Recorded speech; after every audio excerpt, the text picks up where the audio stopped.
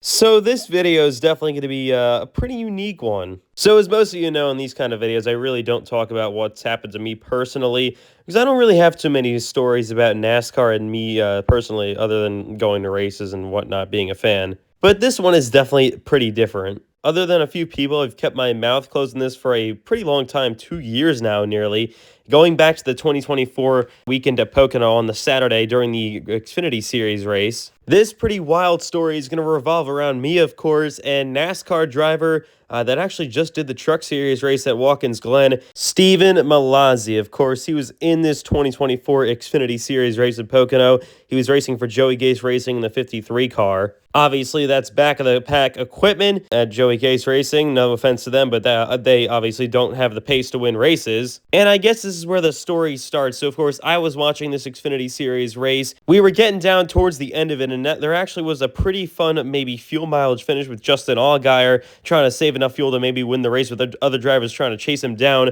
coming up in the last 20 or so laps until there was a caution. And the yellow was caused by the guy I mentioned earlier, Stephen Malazzi, in the 35 car for Joey Gase Racing. Had some sort of mechanical issue, slowed down the back straightaway, brought out the yellow with about 20 laps to go. Credit to him, I know it's Pocono, but he was running on the lead lap in a Gase car, which is pretty impressive if I would have to say so myself. But anyways, 14 or 15-year-old Ethan at the time back in 2024 wasn't very happy about this caution coming out because I was really looking forward to seeing if Allgaier could save enough fuel, if other guys could chase him down. I think the next car, I don't know who actually was, maybe like Austin Hill or something, I'm not really sure. But of course, the yellow flag came out for Malazzi having his issue. And I went to Twitter and posted this under the Bob Procrast post that said Malazzi brought out the yellow. It, of course, said, "Dumbass ruined a fun fuel mileage finish." So you could tell I wasn't very happy.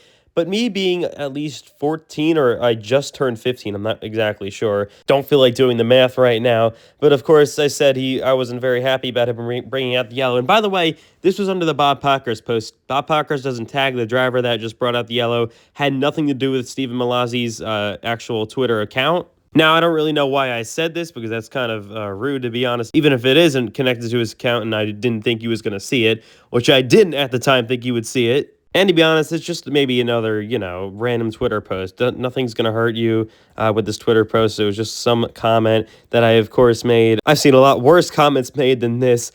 So I thought nothing of it, moved on, watched the end of the race. Cole Custer, of course, went to victory lane. While Custer was doing his burnouts, my mind wasn't at all on that comment, of course. I just, like I said, completely moved on to it, focused on my personal life, focused on the Cup Series race that next day at Pocono. That was until a DM in Twitter from a certain someone popped up in my notifications. And of course, it was from Stephen Malazzi, the driver that I indirectly called a dumbass on Bob Procrast's post. That was all I did. I've never said anything else bad about Stephen Malazzi before. But as you can tell, he clearly was not happy about what I said on Twitter. And of course, like I said, I didn't tag him or anything. Bob Procrast didn't tag him. He had no notification. If he didn't look himself, he would have had no idea that this was happening. Anyways, as you can tell from this next part, I didn't know him personally, but apparently somehow he knew me personally. So, of course, if you don't know already, I'm a kart racer. I'm a state champion in karting. I've been doing it, 9 years now. I've been doing this a long time. I've met a lot of people from this, but Stephen Malazzi is definitely not one of them. Only reason I know him is from NASCAR. But then he said he's going to my kart race next week, apparently, with Comp Kart, which actually sponsored him one time in a truck. I have nothing to do with Comp Kart. I'm on a different team. But of course, he said he's going to be there next week, and it was at New Jersey Motorsports Park, which, by the way, is actually an iRacing, so you may actually know what that is if you're not from this area. But anyways, here was my response to what him said. I told him to calm down because it was literally, of course, on a Bob Procrast post. If he knew who I was personally, I didn't know him, obviously. He clearly knew that I was young, and I was like 15 or 14 years old at that time. So I was actually pretty shocked, and I thought this was actually some sort of threat that he was trying to give me because he literally told me, "I'm going to see you next weekend." Obviously, he meant at the kart race and nothing bad, at least yet. And then he responds with this, like he said he follows me until about 5 minutes ago, which I don't think he actually did. Never remember him following me. And then he said, it's weird to tweet about people you know in real life, which I didn't. He knew me in real life, apparently, somehow. I'm assuming because I won the championship the prior year. I responded then with this, like I said, I didn't know him in real life, which I didn't at all. like I said, just on a Bob Proctor's post. It wasn't like I went into his DMs or went into onto his account and started trashing him. I didn't do that at all. And then he responds with this, saying, if my motor blows up on the weekend in karting, he'll make sure to call me a dumbass too, but do it on someone else's post, which, okay.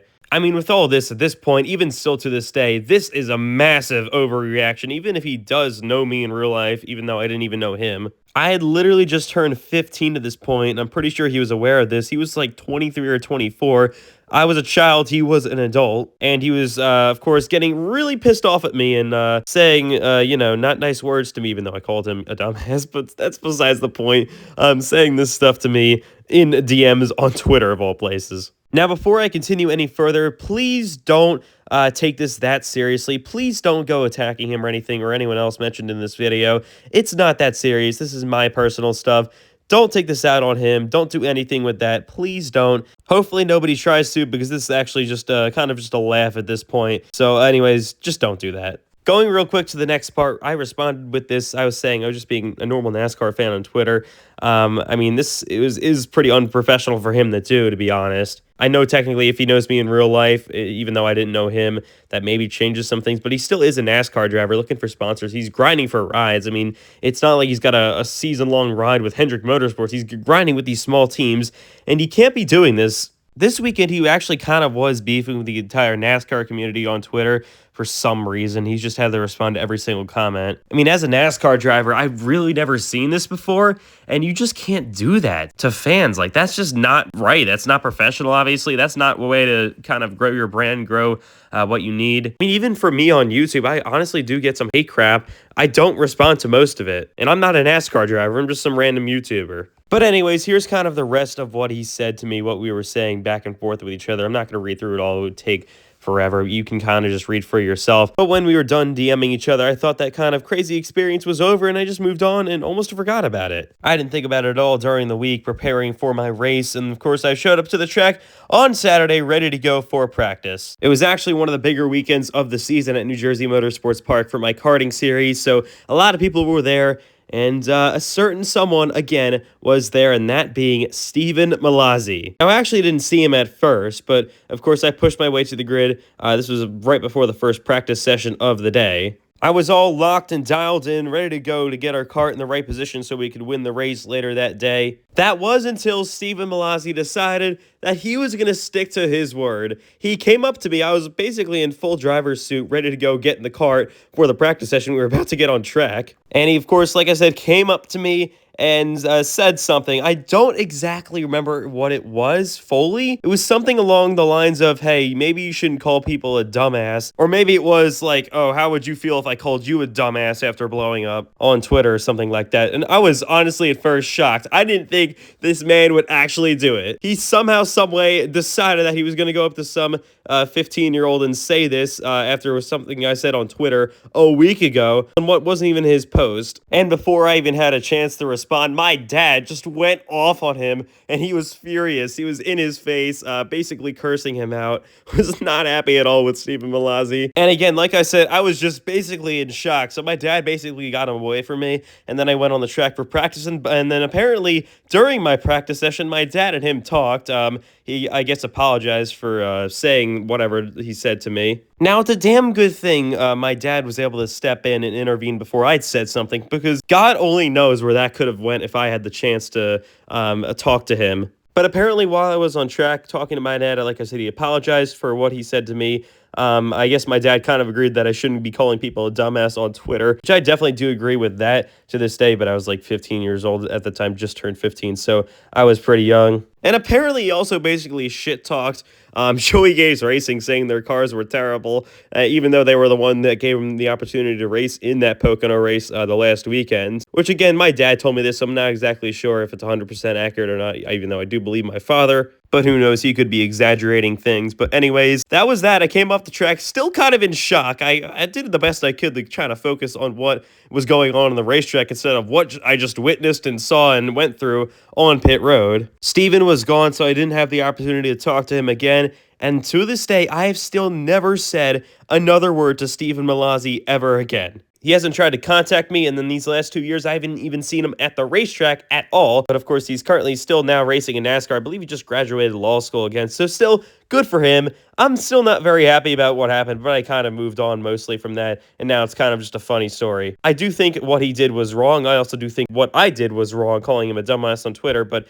doing all of that, DMing me all that stuff, and literally going up to me at the racetrack a week later, still angry about one little comment that calling him a dumbass on a post that wasn't even his is completely insane, and I don't know why he did it. But I'm pretty sure he actually has kind of cleaned that up, and he doesn't really do that to people anymore and really go into his comments responding to hate like that, which is definitely how a NASCAR driver should be handling those kind of things. Steven, if you're watching this, you might be actually. I'm a lot bigger on social media and YouTube especially than I was back 2 years ago. DMs are always open if you want to talk about this for some reason or talk about the video, whatever. But that'll just about do it. Very interesting one today, and I will see you guys next time.